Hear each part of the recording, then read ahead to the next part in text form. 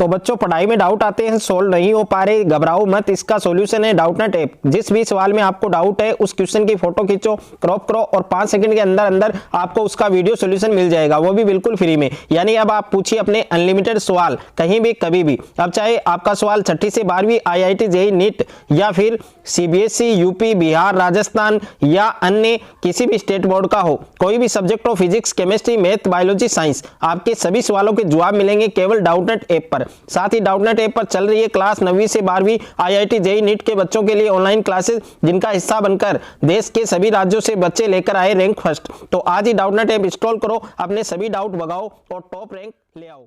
नमस्कार बच्चों, स्वागत आप सभी का आपके अपने YouTube चैनल में। अगर आप कक्षा 10th के विद्यार्थी हैं तो इस वीडियो को आपको कंप्लीट देखना है। और ये आपके कक्षा 10 विज्ञान का पेपर है मध्य प्रदेश बोर्ड का, जो आपके 2 मार्च को होने वाला है। तो वीडियो को आपको कंप्लीट देखना है और इस वीडियो में मैं आपको इस पेपर के जो उत्तर सहित मैं आपको बताने वाला हूं, तो वीडियो को आपको पूरा देखना है। और सबसे पहले आप देख सकते हैं पेपर है आपके बहुत ही इंपॉर्टेंट है 2 मार्च के लिए। तो यहाँ पर आप देख सकते हैं सबसे पहले आपको खंड ए दिया गया है और इसमें पहला क्वेश्चन आपको दिया गया खाली स्थान भरिए, यानी रिक्त स्थानों की आपको पूर्ति करनी है। इसमें पहला प्रश्न है कि लोहे में जंग लगना कौन सी अभिक्रिया का उदाहरण है, तो इसका उत्तर है वो आप देख सकते हैं मंद अभिक्रिया। और दूसरा प्रश्न है कि वस्तुओं को हम किसकी उपस्थिति में देख सकते हैं, तो यह आपके सेकंड है प्रकाश, यानी इसका जो उत्तर है वो आपके प्रकाश होगा। तीसरा प्रश्न है कि धारावाही चालक तार में धारा का मान बढ़ाने पर किसका मान बढ़ जाता है, तो यह आप देख सकते हैं तीसरे का आंसर आपके चुंबकीय क्षेत्र होगा।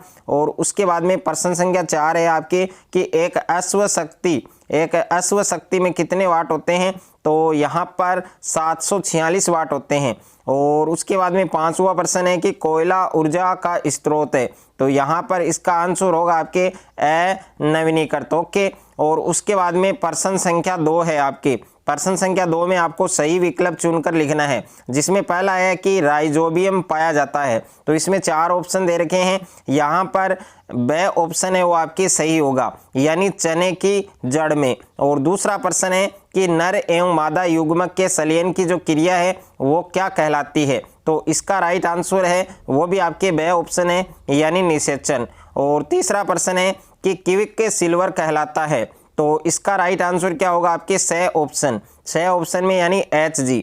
और उसके बाद में प्रश्न संख्या 4 है कि मनुष्य के हृदय में कितने कक्ष होते हैं, तो इसका राइट आंसर है वो आपके है स ऑप्शन, यानी 4 होते हैं। और 5वां प्रश्न है कि वृक्क द्वारा उत्सर्जित पदार्थ है, तो इसका राइट आंसर क्या होगा आपके स ऑप्शन, यानी मूत्र। और उसके बाद में नेक्स्ट प्रश्न है आपके, यहाँ पर आप देख सकते हैं तीसरा प्रश्न है कॉलम ए के लिए कॉलम ब से चुनकर सही जोड़ी बनाइए, यानी इनको सुमेलित करना है। तो यहाँ पर पहला है आपके टाइटेनियम, इसको किससे मिलाना है, आपको बी ऑप्शन से मिलाना है, यानी रणनीतिक धातु।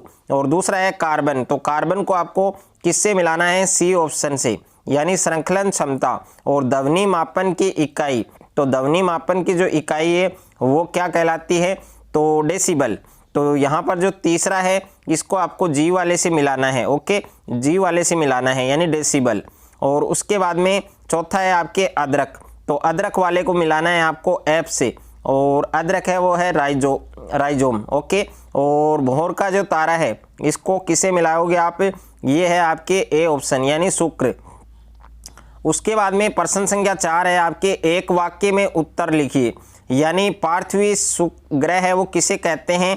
और दूसरा प्रश्न है IUPAC का पूरा नाम क्या है। तीसरा प्रश्न है तन्यता की परिभाषा लिखिए। चौथा प्रश्न है अति सूक्ष्म निस्यंदन क्रिया कहाँ होती है। और 5वां प्रश्न है इसरो का पूरा नाम लिखिए। उसके बाद में है खंड ब, और इसमें 5वां प्रश्न है लेंस की क्षमता क्या है, यानी लेंस की क्षमता है उसकी आपको परिभाषा लिखनी है। और 8वां में प्रश्न है कि संयुक्त सूक्ष्मदर्शी में वस्तु और नेत्र के पास जो स्थित लेंस है उनके नाम लिखने हैं। और 6ठा प्रश्न है विद्युत लेपन क्या है, यानी विद्युत लेपन की आपको परिभाषा लिखनी है। और 8वां में प्रश्न है कि फ्लेमिंग के बाएं हाथ का नियम लिखिए। और 7वां प्रश्न है क्रियात्मक समूह क्या है, यानी क्रियात्मक समूह की आपको परिभाषा लिखनी है। और इसके 8वां में प्रश्न है आपके फेहलिंग विलयन क्या है। और 8वां प्रश्न है कि रॉकेट ईंधन के 2 प्रमुख गुण लिखिए। और इसके 8वां में प्रश्न आपको दिया गया है कि धूमकेतु क्या है। और 9वां प्रश्न है कि निकट दृष्टि दोष किसे कहते हैं, इसका कारण लिखिए और चित्र द्वारा समझाइए कि इसका निवारण है वो कैसे किया जाता है। ओके। और अथवा में प्रश्न दिया गया है आपको कि प्रिज्म से श्वेत प्रकाश के विक्षेपण का चित्र बनाइए और पर्दे पर प्राप्त होने वाली विभिन्न रंगों की जो किरणें हैं उनकी स्थिति आपको प्रदर्शित करनी है। 10वां प्रश्न है एक बल्ब पर 200 वाट से 100 वाट लिखा है, इसके प्रतिरोध की गणना कीजिए। और अथवा में प्रश्न है कि 3 प्रतिरोधक प्रत्येक प्रतिरोध 3 ओम समांतर क्रम में जुड़े हैं, तो संयोजन का कुल प्रतिरोध आपको ज्ञात करना है। और उसके बाद में प्रश्न संख्या 11 है आदर्श ईंधन के कोई 4 लक्षण लिखिए और सोलर कुकर के उपयोग से कोई 4 लाभ लिखिए। तो इसमें एक करना है आपको। 12वां प्रश्न है मेंडल के पृथक्करण का नियम समझाइए। और अथवा में मनुष्य के मादा जनन तंत्र का स्वच्छ और नामांकित चित्र आपको बनाना है। उसके बाद में प्रश्न संख्या 13 है आपके कि एल्कोहल सजातीय श्रेणी के प्रथम 4 सदस्यों के आईपीएससी और संरचना सूत्र हैं वो आपको लिखने हैं। और अथवा में प्रश्न है कि अपमार्जक से कपड़ा कैसे साफ हो जाता है। और प्रश्न संख्या 14 है आपकी रासायनिक साम्य व्यवस्था की 5 विशेषताएं लिखिए। और अथवा में है कि विरंजन क्रिया क्या है और विरंजक चूर्ण का रासायनिक नाम एवं प्रमुख 2 उपयोग लिखिए।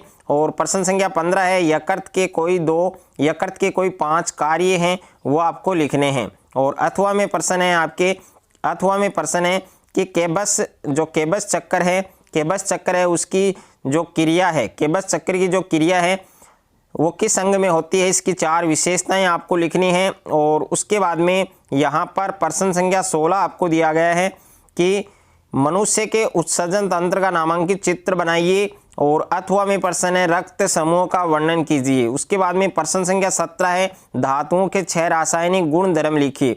और अथवा में है अधातु के 6 रासायनिक गुणधर्म।